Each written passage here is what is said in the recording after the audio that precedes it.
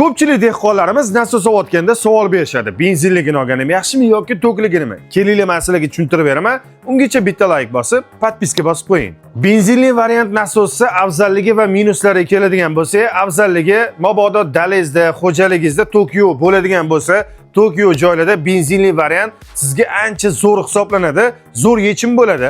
Undan tashqari qarang, minusi keladigan bo'lsa, minusi tokliga qaraganda bu ko'proq rasxod qiladi, sababi benzin ishlaydi. O'shaning uchun rasxodi biroz ko'proq hisoblanadi. Endi buni qanaqa variantlar bor deydigan bo'lsangiz, 50 razmerdan 150 razmergacha bo'lgan variantlarni do'konimizdan topsangiz bo'ladi. Elektr variant glubinli nasosimizga keladigan bo'lsak, buni birinchi afzalligi benzinliga qaraganda ancha ekonomik hisoblanadi, sababi tok ishlaydi. Agar tokdan umuman muammoingiz bo'lmaydigan bo'lsa, glubinli nasosi tavsiya qilgan bo'lardik. Ikkinchidan, ishlatish oson va benzinliga qaraganda nisbatan kuchli hisoblanadi. Uchinchidan, ixcham qilib ishlab chiqarilgan, buni bemalol ko'tarib yurib ishlatib yursangiz ham bo'ladi.